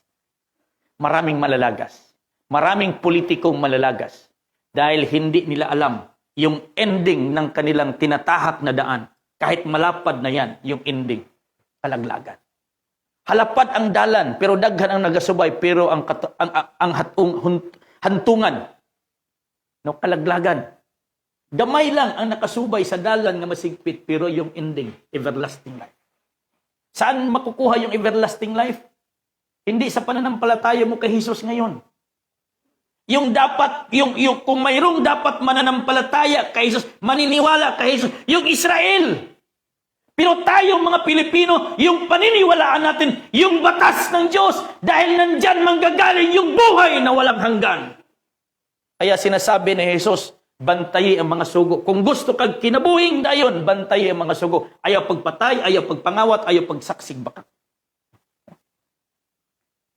Yung dapat maniniwala kay Jesus na kanyang tagapagligtas, maniniwala kay Jesus na Kristo, yung Israel. Hindi tayong Pilipino. Dahil tayong mga Pilipino ngayon, yung dapat paniniwalaan natin, yung divino gobyerno natin, dahil doon si Kristo papasok sa gobyerno, hindi sa iyong relihiyon, hindi sa iyong simbahan, hindi sa iyong asosasyon. Sa gobyerno po siya, makikita natin si Kristo kung sino makaupo sa gobyerno nan. Yan po yung kanyang bagong pangalan. Bagong pangalan po niya yan, kung sinong makaupo dyan. Kaya maraming nag-angkin ngayon na sila kuno yung bagong pangalan ni Kristo. Pero wala mang nagawa, walang accomplishment na nagawa. No, walang accomplishment na nagawa. Tawagin, magpatawag pag mga usang klaseng katawagan diha. Master, Divine Master, Ginoo, Panginoon. No? Mahal na hari. Walang nagawa, mga kapatid. Kung titingnan natin, okay, ito po yung role. Kung si Jesus po doon sa Isaias, yung kanyang role, okay? Yung kanyang role po dito sa Isaias, yung gobyerno iatang sa kanyang balikat, yung divino gobyerno, yung bansang Israel, i-restore yung divine government doon. Ito naman po, yung role ng Kristo na may bagong pangalan. At ito yung sabi niya, ang magtatagumpay ay gagawin kong haligi sa templo ng aking Diyos. Yung magtatagumpay. Magtagumpay pa ba yung patay? No? Maraming umangkin na sila yung Kristo, pero wala man nagtagumpay. Di aras patay. Yung magtatagumpay, yun po yung makapagpatayo ng templo. Yung templo na yung gobyerno ng Diyos yung magpapatayo. Hindi templo na ipatatayo ng contribution. Hindi yung templo na ipatayo ng foundation. Yung templo na ipatayo dito, yung gobyerno ng Diyos yung magpapatayo. Yun po yung templo ni Solomon na itinayo noon. Itinayo ni Solomon yung templo ng Diyos ng si Solomon. 4 years na siya na nagiging hari. Kung sino mang nagtayo-tayo ng templo ngayon, hindi pa yan ang basihan. Hindi yan po, mga kapatid. Sinasabi niya dito, ang magtatagumpay. Kung sinong victorious, kaya yung magtatagumpay, yung buhay, hindi yung patay. At hindi na siya ay gagawin kong haligi sa templo ng aking Diyos. At hindi na siya lalabas pa doon. At isusulat ko sa kanya ang pangalan ng aking Diyos. Yun na sana yun. Yung nakuha sana ni Jesus kung siya nagiging hari doon sa Israel. Yung pangalan ng aking Diyos. Ano yung pangalan ng aking Diyos? Sinasabi niya dito? 6. Sinasabi niya, kahibulungan, magtatambag, Diyos nga makagagahom, amahan nga walay katapusan, prinsipe sa pakigdait. Ito sana yung titulo ni Jesus kung siya ay naging king doon sa Israel. Pero hindi man siya naging hari doon sa Israel. So hindi niya nakuha. Kaya si Jesus nagbigay na ng salita. O ngayon, saan na yung naniniwala na si Jesus yung tagapagligtas? Tapos hindi alam yung salita na binitawan ni Jesus. Sinabi ni Jesus dito kay Juan. Sinabi ni Jesus kay Juan, Ebanghilista doon sa Patmos, sa Revelation chapter 3 verse 12. Ang magtatagumpay ay gagawin kong haligi sa templo ng aking Diyos. Si Jesus po yung nagsasabi. Yung Espiritu na po na Jesus Christ yung nagsasabi kay Juan. At hindi na siya lalabas doon dahil doon na siya mag-implement ng gobyerno ng Diyos. At hindi na siya lalabas doon. At isusulat ko sa kanya ang pangalan ng aking Diyos. Ito yon. Isaiah chapter 9 verse 6. At isusulat ko sa kanya ang pangalan ng aking Diyos at ang pangalan ng bayan ng aking Diyos. Ano yung bayan ng Diyos niya doon? Yung Jerusalem, yun po yung bayan ng Diyos. Kaya lang yung Jerusalem naging kriminal dahil pinatay nila si Jesus doon sa cross. Kaya mayroong bagong Jerusalem at yung bagong Jerusalem na yan nandito sa Pilipinas. Sabi niya, at ang bagong Jerusalem na mananaog buhat sa langit mula sa aking Diyos. At ang aking sariling bagong pangalan. Si Jesus nagsabi kay Juan. Yung si Jesus dito nga nag-usap kay Juan, hindi Jesus nga visible ha. Yung Jesus Christ na Espiritu na. Nagsabi kay Juan na mayroon siyang bagong pangalan. At yung pangalan na yan, kaya nga sinasabi dito, ang pagbalik ng anak ng tao mula sidlakan papunta doon sa kasadpan, mula silanganan papunta doon sa kanluran. Bakit anak ng tao yung babalik? Dahil ipapanganak muli siya ng tao. Yan po yung reincarnation. Ipapanganak po siya ng tao, may pangalan siya, at yung pangalan niya, yan po yung bagong pangalan ni Kristo. Hindi natin alam kung sino yan, pero darating po siya. At yan po yung uupo bilang hari ng Diyos dito sa bansang Pilipinas. Yan po yung uupo na hari. Hindi po ako, hindi po tayo po mga kapatid. Mayroong ipapadala ng Diyos na uupo na hari dito sa Pilipinas. Hindi si politiko. Tapos sabihin nyo pa, ay kusog naman kainin sila, pastor. No, ang Mindanao ug Luzon nagtandim na. Wala tayong pakialam, walang pakialam ang Diyos dyan. Dahil hindi nila alam yung plano ng Diyos. Dahil yung plano ng Diyos, divino gobyerno ng bansang Pilipinas. Hindi gobyerno ng agila, hindi gobyerno ng tigre, gobyerno ng leon. At yan po yung divine government of the Philippines. Yan po yung plano ng Diyos. Yung totoong pagbabago. Kaya kung gusto mo yung totoong pagbabago, baguhin muna natin yung ating mindset, yung ating isipan at ang ating puso. Kaya sinasabi palagi ni David, create in me a clean heart, bagong puso. Dahil walang makasumpong sa Diyos kung hindi matuwid ang iyong puso. Walang makahari, walang makasama kay Kristo sa kanyang paghahari kung hindi matuwid ang puso. Huwag ka nang magpakamangmang. No? Huwag ka nang magpakamangmang. Patapos na gani yung termino ng mga mangmang na dalagang birhen. Tapos ngayong mga supporters magpakamangmang pa. No? Tapos na gani yung kamao. Tapos dito kayo, gibiyaan itong the big one. Dito kayo sa the big two. Sama na, shortcut. No? Munang plano sa tao, pero dili plano sa Diyos. Ang plano sa Diyos, the big one. The only one. The chosen one. That is the ultimate plan of God. Walang iba. Iisa lang po yung maghahari mula noon hanggang ngayon. Yung Kristo po. Yung Kristo yung maghahari.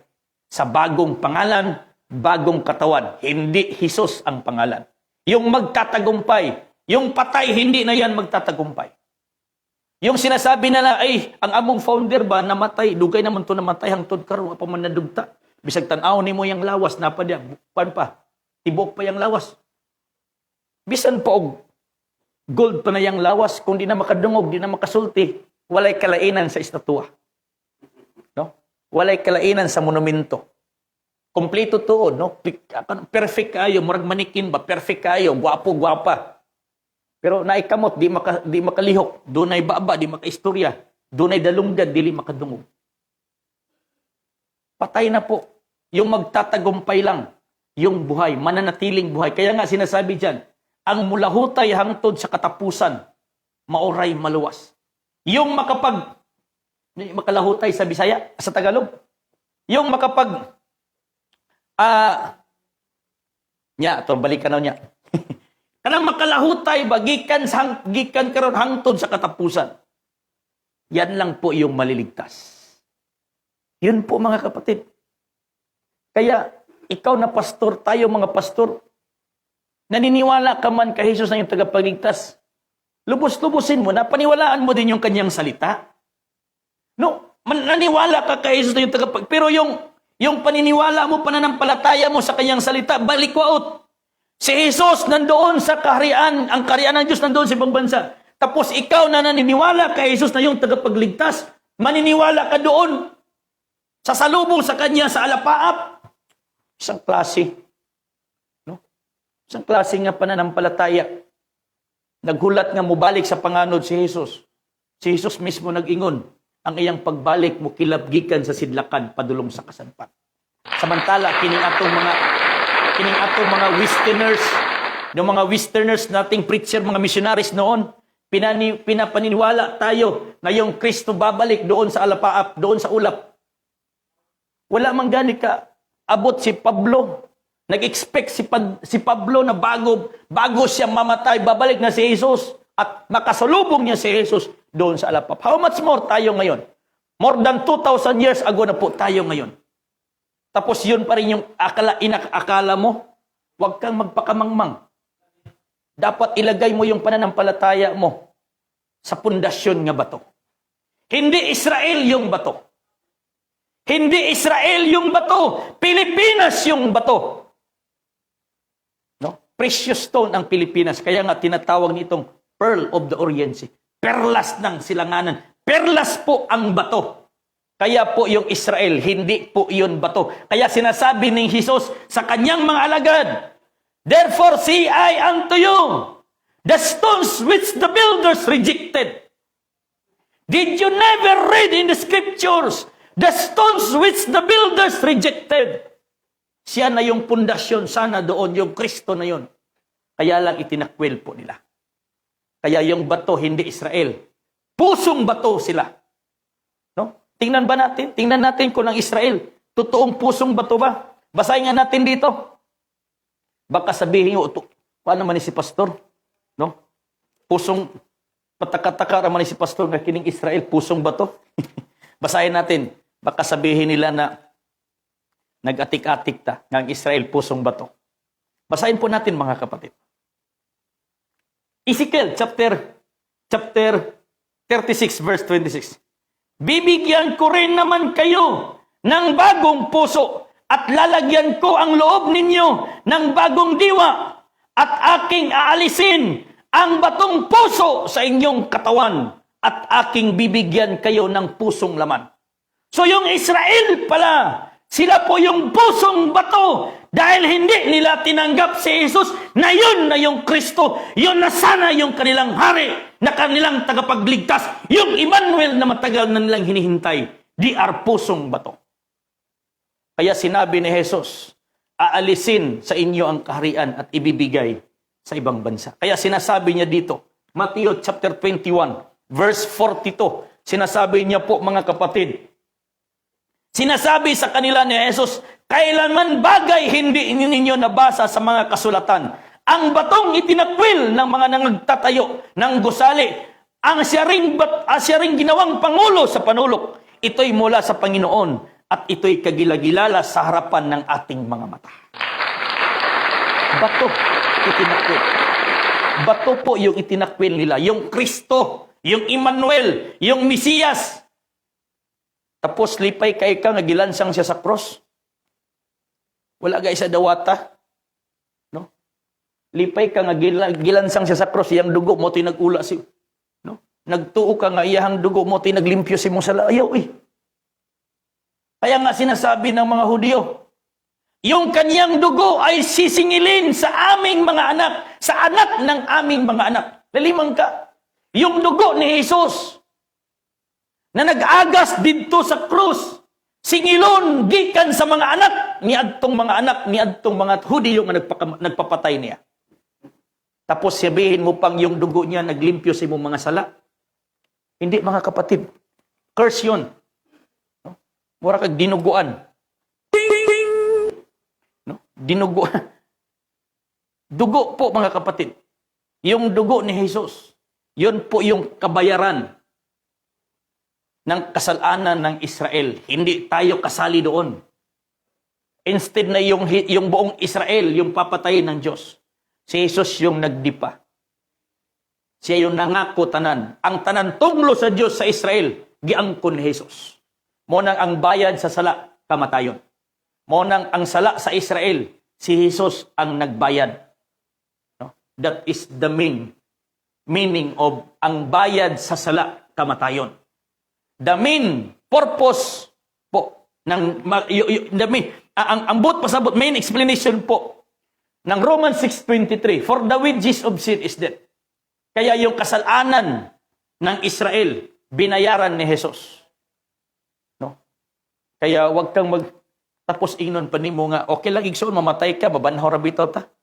Assuming ikaw ngayon na pastor. Okay, sabihin natin nga ikaw nga nagtudlo nga kining kamatayon kadaugan. Mamatay ni imong membro. Okay? Mamatay ni imong imimbro tapos imong giwalihan ang tagtungod nga. Sige lang igsoon, sister, brother. Namatay man ni si brother, pero banhaon ra man ni. Kanus aman siya banhaon. Okay? Unsang tuiga siya banhaon. Unsang tuiga siya kuhaon dito sa yuta.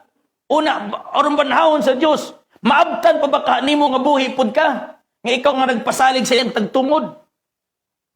Hindi po mga kapatid. Kung that is victory. Okay? Kung that is victory, yung mga membro niyo sa church, yung mga nagkakasakit, kung sila ay magpa-pray sa inyo, Pastor, ampuy ko kay para maayo ko sa kong sakit.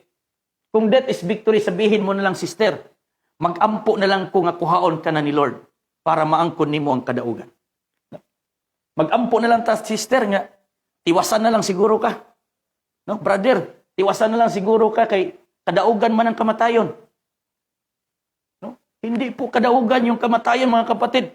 Maningkamot man ganita kung doon ay mga hospital nga mga tagtungod parinti na to. Halos ibaligya na lang tanan kabtangan ang tanan nga dapat maibaligya aron maluwas gikan sa sakit. Aron maluwas gikan sa kamatayan. Tapos ingnon nimong ang kamatayon kadaugan. Mo nang gingon si Jesus ayaw pagpatay. Imong gipatay iyang pagtuo. Imong gisaksihag bakak ngang kamatayon kadaugan. Hindi po ganyan, kapatid.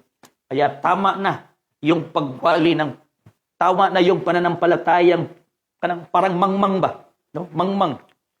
Foolish virgin. Tapos na po. Ayaw utruha ang imong pagsangyaw sa mga tao. Kay imo silang gisaaran og mali nga saad. Imos lang gihatagag paglaom nga mali nga paglaom. Sikag pasalig nga, sige lang, kung mamatay ta, banhawon raman ta, wag. Si Pablo man gani. No? Si Pablo, kung ang kamatayan, kung ang everlasting life makakamtan natin, kahit mamatay ang tao, mula kay Adan hanggang kay Jesus, marami nang namatay. Sinong nabuhay noon mula sa kamatayan at nagkaroon ng everlasting life? Dahil pwede nating tanungin siya ngayon. Si Lazaro, namatay. Binuhay muli ni Jesus. Everlasting life na ba yun ni Lazaro? Kung mayroong everlasting life na si Lazaro, nang binuhay siya ni Jesus, saan na si Lazaro ngayon? Dapat si Lazaro yung magpapatutuo sa atin. No? Dapat si Lazaro yung magsabi ngayon, uy, pastor, mo ni naong ni Jesus sa una, kay klaro kayo sa iyang gibanhaw ko niya, mo ni yung picture. Nami selfie, nami handumanan sa una. Asa man si Lazaro? Kung ang kamatayon, kadaugan, o niya, gibanhaw si Lazaro, o niya, ang tanan nga nang mamatay, mabanhaw, o niya, nanay kinabuhing dayon. Asa si Lazaro? Karon, wala po mga kapatid. Kung si Lazaro binuhay ni Jesus mula sa kamatayan, para lang to prove na siya na sana yung Kristo upang tanggapin siya doon sa Israel. Pero patay din si Lazaro after pila ka years. Ganun po mga kapatid. Hindi basihan na ikaw ay born again kay ayaw. Kung ikaw ngayon naniniwala sa Diyos, huwag mo nang paasahin na yung mga membro mo kung mamatay, mabanhaw ra. Wala. Walay pagkabanhaw sa mga patay. Ito yung mayroong pagkabanhaw, totoong pagkabanhaw, pero hindi yung patay sa sementeryo. Itong pananampalataya natin ngayon. Nagpasalamat tayo dahil binuhay sa Diyos yung ating pananampalataya na siya pala ay maghahari dito sa bansang Pilipinas. Yan po yung totoong pagkabuhay muli. Yan po yung first resurrection.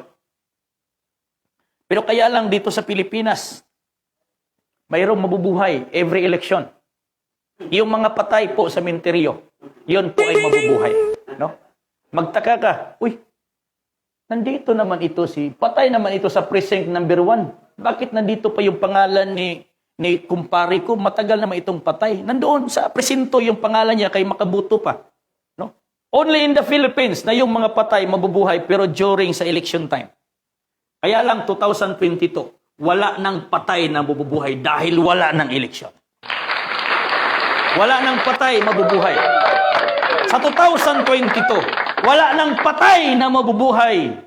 Wala nang mga patay doon sa sementeryo na mabubuhay muli ang kanilang pangalan upang bubuto doon sa presinto sa Comelec. Dahil tapos na yung eleksyon. Ang Diyos mayroon na pong pinili na maghahari sa bansang Pilipinas.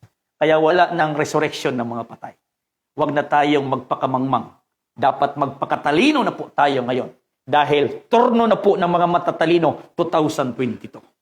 Yan po mga kapatid. Ilang oras na tayo? Okay, 10 minutes. Okay. So ganun po mga kapatid.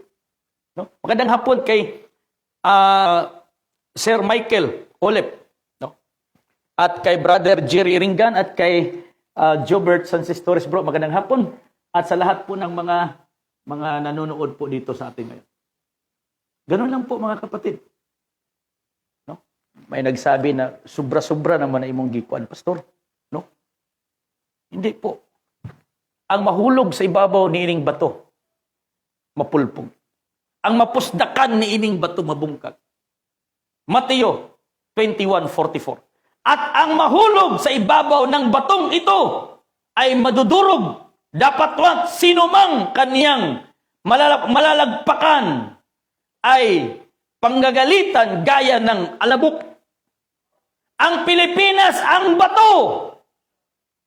Ang Pilipinas ang bato. Perlas ng silanganan ang bato na yan. Kaya dito po si Kristo dahil ang ating pundasyon sa pananampalataya, yung Kristo na maghahari dito sa bansang Pilipinas sa pamamagitan ng divine government of the Philippines. Yes. Kaya ang Pilipinas magiging bantog muli. Philippines will be great again because of Jehovah, because of Emmanuel in His new name, because of Jesus Christ in His new name. Hindi sa pamamagitan ni politiko, hindi sa pamamagitan ni kandidato. Wala dyan. Kahit pulahan pa na o green, wala po dyan. Kahit pink pa na o yellow, wala dyan. Kahit ituman o putian, bluhan pa na sila, wala dyan. Yung kaligtasan nating mga Pilipino, nasa kamay ng Diyos. Nasa hari ng Diyos. Nasa dibino ng gobyerno ng bansang Pilipinas. Philippines will be great again because of Jehovah and because His divine government of the Philippines. Not because of you, politicians. Not because of you, kandidato or politiko. Kahit ilan pa kasako, pila pa kasako na imong plataforma dyan. Kung hindi na-align yan sa plataforma ng Diyos, wala din. Useless din yan. You're still mangmang. Dapat magpakatalino na po tayo dahil yung batas ng Diyos dapat iiral na po dito sa ating bansang Pilipinas. Kaya ulitin ko, sinasabi ni Jesus. Ulitin ko, dito po tayo magtapos. Mateo, chapter 7, verse 26. Pero basahin po na natin, 21. Hindi ang bawat nagsasabi sa akin, Panginoon, Panginoon, ay papasok sa kaharian ng langit, kundi ang gumanap ng kalooban ng aking Ama na nasa langit. Marami ang magsasabi sa akin sa araw na yaon, Panginoon, Panginoon, hindi baga nagsipanghula kami sa iyong pangalan. At sa pangalan mo'y nagpapalayas kami ng mga demonyo. At sa pangalan mo'y nagsisigawa kami ng mga maraming makapangyarihan. At kung magkagayoy, ipapahayag ko sa kanila, kailanman hindi ko kayo nangakikilala, magsilayas kayo. Sa akin kayong mga manggagawa ng katampalasan. Kaya't ang bawat duminig ng aking mga salitang ito ay ginanap, ay matutuwid, ay matutulad sa isang taong matalino at itinatayo ang kanyang bahay sa ibabaw ng bato. At lumagapat ang ulan, at bumaba, at bumaha, at umihip ang mga hangin, at hinampas ang bahay na yaon, at hindi nabagsak sapagkat natatayo siya sa ibabaw ng bato. Pilipinas ang bato. Kaya tayong mga Pilipino, nasa ibabaw tayo ng bato. Kulang na lang yung bato na yung Kristo. At makikilala po natin yan dahil nagiging bato sa pamag-ang po siya. Bato sa panulo. Bato sa pamag-ang. Pilipinas ang bato. Hindi po Israel yung bato. Kaya dito sa Pilipinas, mayroong pusong bato. No? Mayroong pusong bato dito, yung tinatawag na meteorite rock nandoon sa dapitan. Dalawa lang kasi yung bato dito sa mundo na pinaka-importanting bato. Yung una, yung bato ni Ismael at yun po yung bato na Kaaba. Pangalawa, yung bato ni Isaac, yung batong lumayag. Kaya lang wala doon sa Israel. Nandito po sa Pilipinas yung batong lumayag niyan. Yung pusong hugis na bato, nandito po sa Mindanao, sa dapitan. Nandyan po yung pusong bato. Kaya po sa mga taga-Kingdom of God na naniniwala kay mahal na hari na kanilang tagapagligtas, isipin nyo ang kanyang salita. Huwag lang maniwala na siya yung tagapagligtas. Isipin nyo yung kanyang mga sinasabi. Huwag kayong magpakamangmang. Dapat magiging matalino na po. Huwag na magduha-duha. Magkaisa po. Huwag magduha-duha. Mag-isa. Ayaw pagduha-duha. No? Dahil yung magduha-duha sama sa taong mangmang na nagtayo og balay, ibabaw sa buhangin, dapat kang ng imong pundasyon nakatayo ibabaw sa bato. Dahil ang Pilipinas, bato. Yung maghahari na Kristo, bato po yan. Kaya nga kung sino magtatagumpay, sinasabi niya po dito, Revelation chapter 2, verse 17. Ito po mga kapatid, bibigyan niya ng bato. 17. At ang may pakinig ay makinig sa sinasabi ng Espiritu sa mga iglesia. Ang magtatagumpay ay bibigyan ko ng manang natatago at siya ay bibigyan ko ng isang batong puti. At sa bato ay manakasulat ang isang bagong pangalan na walang nakakaalam kundi iyaong tumatanggap. Wala pang nakakatanggap ng bato na yan. Yung makakatanggap ng bato na yan, yung makapagpatayo ng dibino gobyerno dito sa bansang Pilipinas. Hindi si politiko. yung sugo na makapagtayo ng dibino gobyerno. Wala sa politiko yung plano ng Diyos.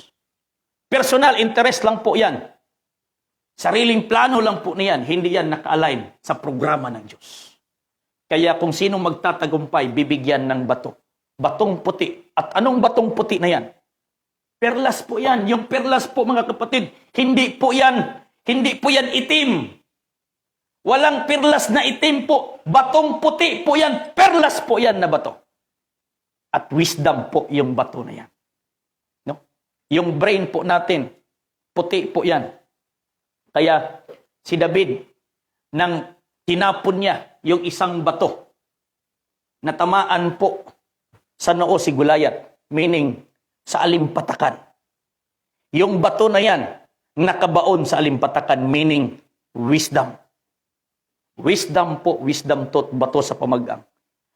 Nakabaon sa alimpatakan. Kaya binaon po. Binaon po ni David. Nang tiniro po ni David si Goliath, binaon po doon yung bato. Sa noo ni Goliath, but pasabot ba, isilsil sa imong alimpatakan. Nga doon ay Diyos din sa Pilipinas. Isilsil sa imong alimpatakan, Goliath, nga doon ay Diyos sa Israel. Nga dili nimo pwedeng daog-daogon, kay doon ay Diyos sa Israel. Kaya mga Pilipino, isilsil sa inyong alimpatakan. Nga doon ay Diyos din sa Pilipinas. Dili politiko ang Diyos. Doon ay Diyos nga si Jehovah nga maghari din sa Pilipinas sa pamamagitan ng kanyang dibino gobyerno ng Pilipinas. Yan po, isilsil sa inyong alimpatakan. No? Isilsil sa inyong alimpatakan. Ng kitong Pilipinas, bato. Hindi Israel yung bato. Kaya kayong mga pusong bato dyan, dapat magiging batong kayong mamon. Hindi na maging pusong mamon na po kayo, hindi na pusong bato. Dahil kung mananatili kayong magiging pusong bato, pulpugon gid mo sa Diyos. Kung mananatili kayong pusong bato, pulpugon mo sa Diyos. Kaya maraming salamat sa mga nanonood at mga naghihintay po na matapos tayo ngayon. Mula sa umpisa hanggang matapos tayo. Maraming salamat po sa inyo. Kay Domingo Bernal Pilayo. Bro, magandang hapon. No? Maraming salamat kay Ma'am Maria David. Magandang hapon po at maraming salamat sa inyong lahat. Kay Madam Silirina Fuentes Bululato. Magandang hapon po, Madam. No? At kay Brother Ray, no, Bululato, magandang hapon din po sa inyong lahat. So ganoon lang po mga, hindi ako galit. Nagpapaliwanag lang po ako. Kay Brother Larry Omak, bro, magandang hapon. No? Godspeed, DGP 2020. Kaya tayong mga preachers, kayong mga apostoles, kayong mga propeta, mga evangelist, mga pastor teacher, wag na tayong magpakamangmang. Alamin natin yung salita ng Diyos. Dahil tayo yung builders ng divine government of the Philippines. Kung mananatili tayong mangmang, wala tayong kaibahan sa 5 kadalagang birhing buwang-buwang. No? Nga natayo na pundasyon, nagdala tuod og lamparahan. No? Nagdala tuod og lamparahan, pero walay sulod nga lana. Natuod kay balay nga gitayo, natuod kay simbahan nga gitukod, pero naghirig man pod. No? Na isa na lang kapalit sa hangin ba? Tumba na. Ay, walay saktong pundasyon. Kay nasa buhangin. No? Kay numdum ko sa una kung papa kay panday man to. Bisag unsa ka hiwi ng haligi. No, balik ko ng haligi. Pero bisag unsa ka humok ang yuta. Pag magtukod siya o balay, ipatong yan yung mga bato. Lagpad niya mga bato na. Matingala ka nga. Bisag unsa ka kusog sa hangin niya, nagpatong ragbod sa bato ang haligi ha. Pero di mapalit. Kay ligon ang bato. Bisan pag nagpatong ra na siya, ligon ang bato kay ngano man sakto man og patukuranan. Pero kay imong bato, no? Ang imong bato buhangin pod, pinupino nga bato, ay buhangin. Wala kag buang-buang nga bisan kun saan nimo habunggalo si imong balay kun imong pundasyon buhangin. Meaning, naniniwala ka man lang kay Jesus na yung tagapagligtas. Paniwalaan mo rin yung kanyang salita na yung kaharian ng Diyos wala na sa Israel. Nandito na sa Israel. Paniwalaan mo rin ang kanyang salita na siya hindi dadaan doon. Hindi na babalik doon sa Middle East. doon po sa malayong silangan. Yan po yung kanyang salita. Paniwalaan mo rin ang kanyang salita na may bago siyang pangalan para mayroong katuturan yung inyong pananampalataya. Kaya God bless po, God bless, God bless. All the glory and honor belongs to our Heavenly Father, Jehovah Allah. So magandang hapon sa lahat-lahat po ng mga nanonood po sa ating ngayon. Okay? So kay Gomer Auxilio bro, magandang hapon. Kay Arlene Gavin, madam, magandang hapon, no? Hoy, kumusta na kayo dyan? Si Brother Lucrecio, magandang hapon po. Kay Pastor John Doron, Pastor, magandang hapon. At kay Ma'am Judith Albister, kay Brother Ray Espinol, at kay Pastor Iser Ulubalang, kay Ma'am Imelda Oliado, kay Brother Wilfredo, no, Villaneva, at kay John Patrick Abalayan, kay Madam Celerina Bulalato, kay Pastor Awing, Elmer Awing Villaferte, Pastor, magandang hapon. At maraming salamat kay Brother Bene Saclote, magandang hapon po. Kaya, sinabi ni Jesus, hindi lahat na tumatawag sa Kanya, Jesus, Jesus, Jesus, makasulod sa gingkato lang. No problem, tawagin mo si Jesus na tagapagligtas. Pero sundin mo rin yung kautusan ng Diyos. Sundin mo rin yung kautusan ng Diyos. Kay Brother Gilbert Guillermo, bro, magandang hapon dyan po sa Gataran. Kay Brother Rimar Ugis, magandang hapon. At maraming salamat po sa inyong lahat. Ganun lang po mga kapatid. Dapat nandito na po, magpakatotoo na tayo. Dapat magiging matalino na po tayo. Huwag nang magpakamangmang. Dahil tapos na po yung termino ng 5 dalagang birhen. Okay? Patapos na. Magpakatalino na po tayo. Huwag na po magpakapusong bato. Magpakapusong ano na po tayo. Hayaan na lang po natin na itong bato, itong Pilipinas, wag yung puso. No? Itong bato ang Pilipinas dahil perlas po ng silanganan. Kay Madam Raquel Caboverde, magandang hapon po sa inyong lahat. Yung aking pamilya dyan sa Matanao, magandang hapon din kay Ma'am Florencia Tamparong. Magandang hapon po dyan po sa Rizal Province kay Brother Cyrus Kayubit, yung ating Provincial Director dyan sa Rizal. Magandang hapon po sa inyong lahat. Okay? So, kay Brother White Dabma, kay Pastor Ulysses Ampon, Pastor, magandang hapon. Kay Madam Ninya C, no? Kay Nanay Hiribisi Los Carion, nandito po, kasama po natin ngayon, no? Welcome. Kay Brother Yaya, no? Nandito po, kasama natin, mga bisita po natin, no? Magandang hapon at maraming salamat sa inyong presensya. Ang Diyos magapanalangin kaninyong tanan. Kay Nanay Mamitis, magandang hapon po. Kaya Merry Christmas, no? Merry Christmas. Kaya isipin natin, pinadala si Jesus ng kanyang Ama to restore the divine government doon sa Israel. Huwag tayong maging masaya nang pinatay siya doon sa cross dahil tunglo yun, no? Mapaninglan ka sa iyang dugo. Mamangganing sinabi ng mga Hudyo, isingil siya, ang iyang dugo, isingilon sa umok ka na. Kaya nga, nung panahon ni Hitler, 1932, 1930s, during Second World War, lahat ng mga Hudyo na pinatay, more than 6 million po na mga Hudyo yung pinatay noon. Yun po yung mga kaliwatan sa mga nagsinggit nga ilansang siya sa cross. Gisingil sa Dios ang ilang mga dugo. Motibayad sa sala nila. Katong panahon nga gihimo ni Hitler. Kaya mga kapatid, maraming salamat po sa ating lahat.